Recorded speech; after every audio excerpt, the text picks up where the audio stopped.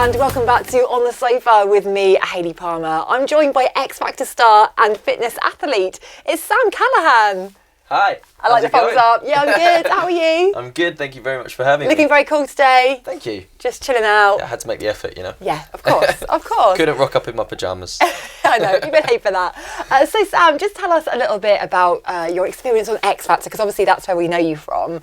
How's it been on the show and since you've come out? What's been going on? It's been a while. Someone reminded me the other day that it is this summer. It will be 6 years. Is it really? Which made me feel really old. Yeah. I was like, really?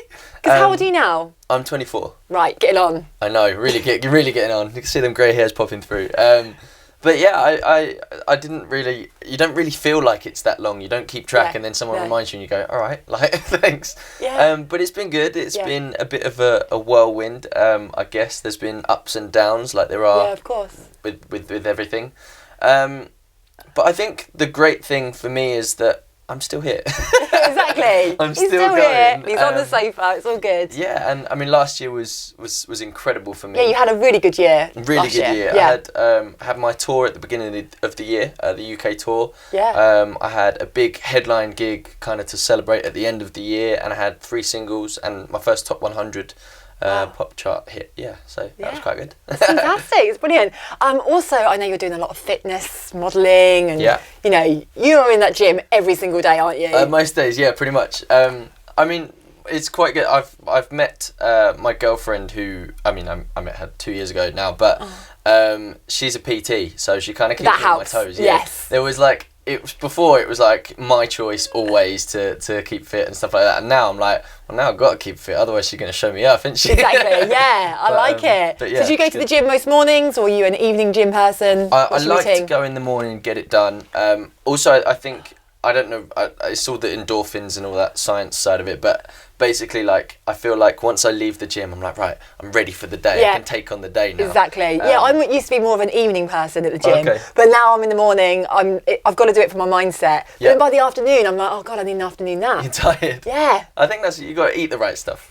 Oh, that's where I'm going wrong, Sam. Fuel enough. Sam, it's all gone wrong this week. I've been to Mackie D's twice and Nando's. Listen, what are you going to do? I know. I wish I'd been to Mackie D's twice and Nando's. And I'm going after the show as well. It's all too much. Brilliant. So I've got a couple of fun facts about you, Sam. I need you to elaborate on these. So before X Factor, you worked in a bar. I did. Yeah, I did. I actually really enjoyed working in a bar. Yeah. I worked in a bar called the Oak House, which was like literally around the corner from my mum and dad's, and it was great. I felt like I was sort of the whole time though. I felt like I was not really doing it because I wanted to be there. I wanted to be a musician. Do you know what I mean? So I actually had loads of jobs around that period of time, like that year and the year before. I worked at a go-kart track. I worked in Nando's. You were. No way. Yeah, I worked in Nando's. Have you got a contact for a Nando's black card? No, I wish. Otherwise, I'd have one myself. But I also was a pizza delivery boy, which was all very dreamy. Yeah, it's very like stereotypical, I think, of like somebody who's at the time a wannabe musician. You just do all these kind of you just got to do. Oh, I've been there. I've done every job. Trust me, every promo job. Yeah. And now I'm just like, no, I'm done. The days are over. Yeah, absolutely. But at the time, I was going up and down the country, gigging and trying to build a fan base. And I think to do that, unfortunately, in the end, the money that I was earning from the bar job and the other jobs didn't really, couldn't really support me for what I was trying to do. However, at the time, I was like, well, I need to earn money somehow if I'm going to do this, because you can't just do it all with no money. Yeah, exactly. Okay, and you studied at Sylvia Young Theatre School. Yes, I did, yeah. Very jazz hands. Well, I've always been into performing and entertainment since literally like about 8 years old. Really? So when did you know that you could sing? Because like I've always known from the age of 3 I can't sing. From the age of 3? Why 3? I don't know. I just know. At the age of 3, I just know. And I said to my mum, I wish she sent me to singing lessons. Right. Because now it's just not okay. Like the singing's just. Well, she's doing a singing lesson.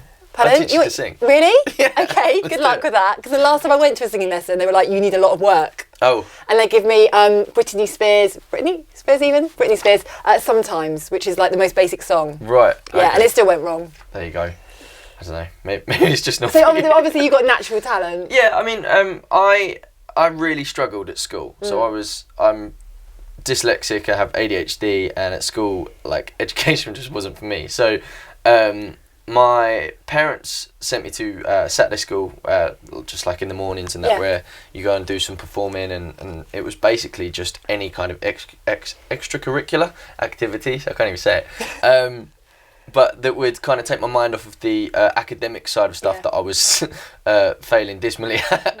And and from there I just kind of grew a love for it, and I was always a bit of a show off, so it kind of made sense. But I didn't. At least you admit it. Yeah, as a kid, I didn't have a singing voice. I would just scream really loudly, and I had 2 left feet. I couldn't dance at all. But you were a dancer as well? Not anymore. Not really. Yeah. I did. After a few drinks. Yeah, absolutely. But I basically loved it. I worked really hard at it, and then over the years, I got better at singing and dancing and acting. And then when I left school, I got 5 scholarships to vocational college where you had to dance and stuff like that. But I decided instead, like, that was all musical theatre. And having spent 6 years at Sylvia Young, it was either going to really drill it into me or make me hate it. And at the time, I was like, no, I don't want to do musical theatre anymore. I want to go and do pop, which is what I've kind of always had my mind set on with regards to, like, a career. So that's what I did. I left and went into the music industry. Love it. And here you are now. Fantastic. Yeah. You supported Union J on tour. I did. That was good fun. Yeah, what are the boys like? They're great, yeah. I still speak to them a little bit. But, I mean, they're all doing different things now. But that was at the real kind of start of Union J when they came out of X Factor and that. And it was at that lovely period when an artist comes off X Factor and it's all about all these... a particular type of fan, which I mean is known as the fangirl, which there just tends to be thousands of them just queuing outside these venues, and they scream if you like open the door and peek around it or something, and it's nuts. And so it was a crazy period of time. It was really, really exciting. And it was a good time to spend with those boys. Yeah, fantastic. And I read somewhere that the most exciting thing about being on the X Factor is hearing Peter Dixon's voice as you walked out on stage. Is this right? It's definitely one of, yeah, absolutely. Can we have a little rendition here? Okay.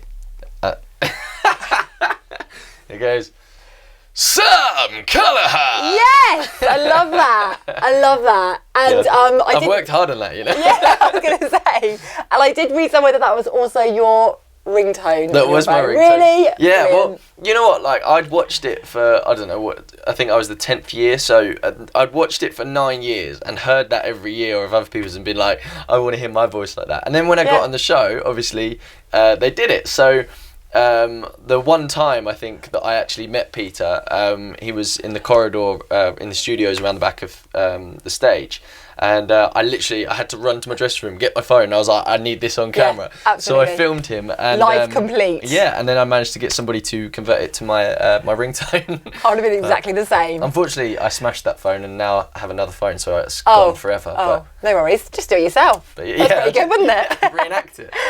You've moved out of your bachelor pad and recently moved in with your beautiful girlfriend. I have, yes. You're such a grown-up, Sam. I know. It's great. Yeah, it's kind of a long time coming. Like I said, we've been together about 2 years, and yeah, I've lived with basically one of my friends for a little while. Before that, I lived with my brother, who's now moved to the US. And I think we've always been talking about it, and it's just that next stage, isn't it, in your relationship? Yes. So she's great.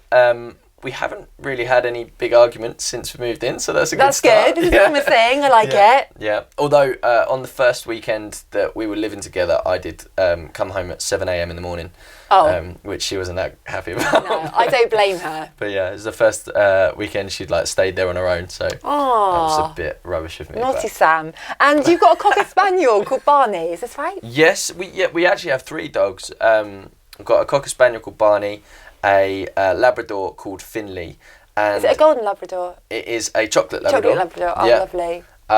who's an absolute like lovable rogue. He's a nutter. A bit like you, Sam. Yeah, I went to kiss his forehead the other day, and he jumped up and headbutted me and nearly knocked me out. I was literally seeing stars.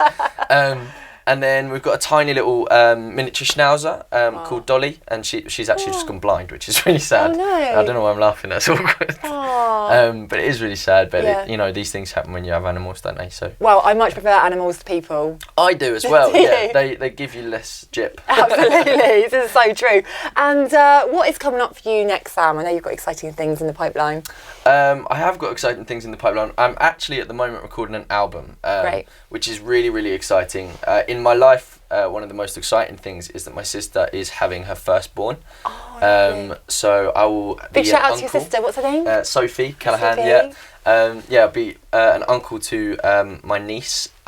That's a big responsibility. I want to say the name, but I don't know if we've announced it to the family Okay, yet, maybe so let's I'm not go gonna. there. Yeah. But yeah, I think it's really exciting. I just actually wrote a song called Little One about putting myself in my sister's shoes, about this whole really exciting but also really scary time. Yeah. But yeah, so good luck to them. And yeah, so the new album is my main focus at the moment. Fantastic. Okay, so Sam Callahan, we just want to get to know you a little bit better, if that's okay. Okay. So a couple of questions here. If you could invite 3 people to a dinner party, who would they be? That is a really good question. I know. I think one would have to be James Corden.